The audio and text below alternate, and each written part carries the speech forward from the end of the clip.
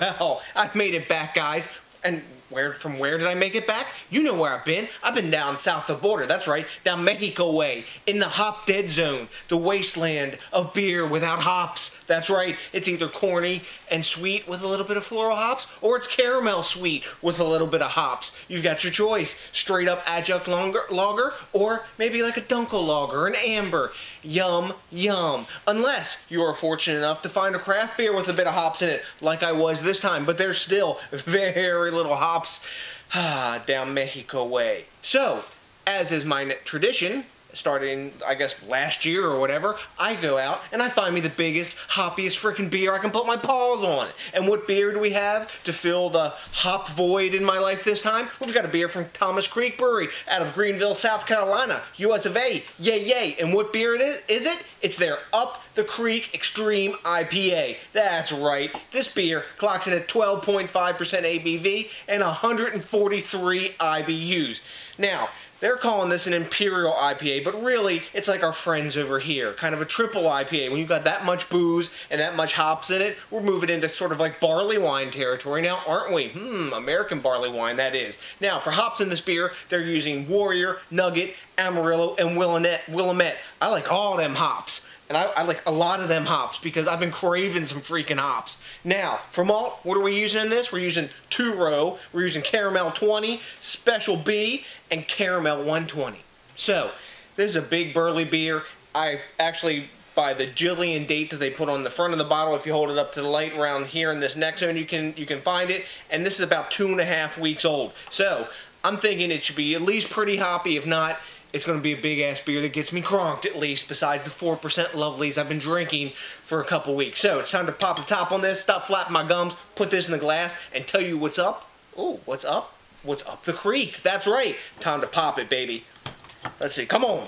Yeah, that's right. Collectible Thomas Creek Crown. Now, I've not had any Thomas Creek beer where I can smell the hops wafting from here yet. Oh, that's dark. But I've heard some good things, and I saw this, it looked extreme, and I'm in the mood for some extreme now, because I've been drinking extremely tame beer for weeks now. So, enough bitching. Let's talk about the beer. Let's see what's up in the appearance department. Well, as you can see, it's quite dark, fairly clear, a little bit ruddy, a little tiny bit cloudy in there, but it's a really dark sort of like kind of brick red or dark garnet color. We got a fairly dark sort of almost like brown khaki head. We got a solid one finger, pretty tight bubbles. When I swirl it, freaking alcohol curtains coating down the side of the glass here, and already some glass lacing starting to peek up on the top of this snifter. Man, this looks freaking delicious, especially after what I've been drinking for the past couple weeks. You saw the reviews, guys. Superior, Sol, all them num yummy macro beers. Time to dive in and see what's up in the aroma department. Piney, citrus, pineapple, good bit of like honey-like sweetness coming off of this at the same time. A bit grassy.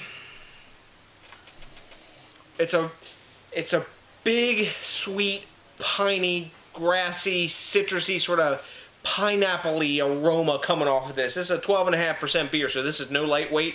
And I kind of applaud Thomas Creek for making a 12.5% beer year-round. That's a big undertaking to commit to, really, because it ain't easy, making big beers like this on a consistent basis.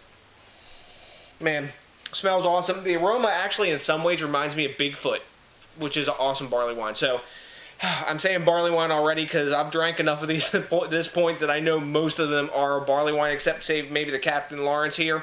So, let's dive into this, guys. Cheers, I'm ready. Yeah. Woo! Hell yes. Bam. It's not super hoppy, but the hops are there. This beer, when I taste it, reminds me a lot of Rodeo Clown DIPA that I had from Carbach Brewing out of Texas. It's one of those beers that's hoppy and malty at the same time, like a two-fisted punch. Both of them, there's balance in them, but it's like a big balancing act. It's not cloyingly sweet. The alcohol is extremely well hidden in this beer. It's a 12.5%er. It wasn't in the aroma. It's not in the taste. It's got a medium full mouthfeel, almost full mouthfeel, almost like moving into stout territory. It's thick beer. Wow, and I drank a lot of freaking watery beers lately too. This is just awesome to have some mouthfeel.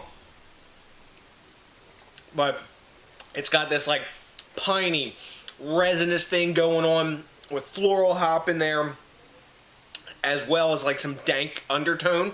And like the aftertaste, it's got this like sweet dank aftertaste. Like it's like a dank caramel candy almost in the background.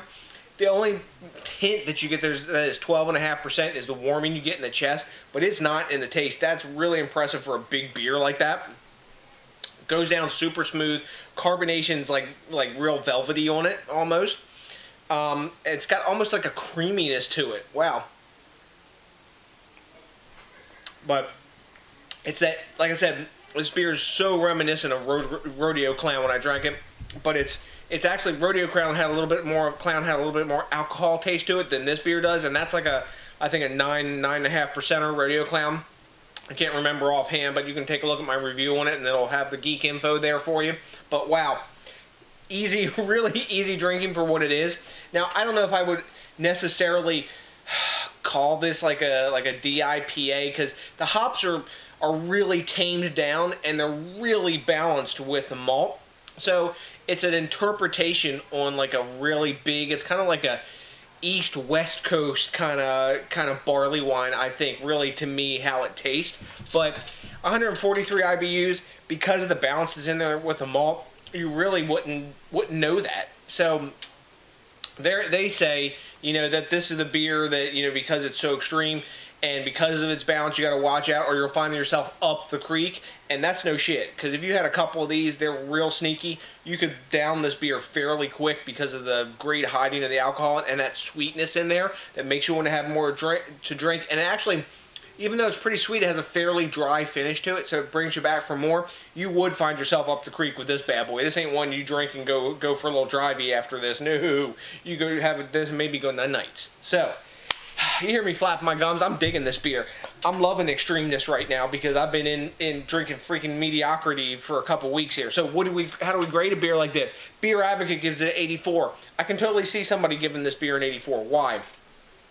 Because it's not super hoppy. It's not up in your grill with hops and all that kind of stuff. It's not that hop heads kind of beer, but this is an East Coast, like a South, maybe like a Southeastern Coast interpretation of a big hoppy beer like this, and it's still bringing the balance at the same time. But I can see people knocking it for that because they're calling it an extreme IPA, so they're looking for that big hop punch in the jaw. And this is fairly fresh at just over 2 weeks old. So Great Beer gives it a 96. I can totally see people digging this and giving it a high A like that also. So what am I going to grade this? I'm going to give it a 95. I really enjoy this beer. I'm very impressed by how well, and because this isn't a super cold beer or anything, how well the alcohol is hidden in this beer. They've done a great job at that, and it drinks really, really easy. And I like that 1-2 punch of the flavor, like big, you know, grassy, piney, dank hopness in there with a bit of citrus and pineapple, combined with the sweetness and caramel flavors of the malt, like coming into each other and bringing that sort of like really like equilibrium to the beer. So that's my opinion of this one. If you've had it, let me know what you think. I love the quid pro quo. You know that. I like that back and forth. And until then, I'd also really like it if you think globally and drink locally and support the craft beer movement to help this thing keep growing. So guys like Thomas Creek here, Captain Lawrence, and Dark Horse keep making extreme-ass beers like this for us to have fun with and dig on and sip on so you don't get crunk too fast. That's right. Remember that, because this is a big boy and it will knock your ass out. So, till the next DJs BrewTube, I'm going to thank you. I'm going to ask you to rate, comment, subscribe, and hit that like button. I'm going to kick back and drink this bad boy and sink into liquid bliss by my cup of liquid happiness here. I'm going to give you a bunch of love, and you know what else? I'm going to give you a big peace out.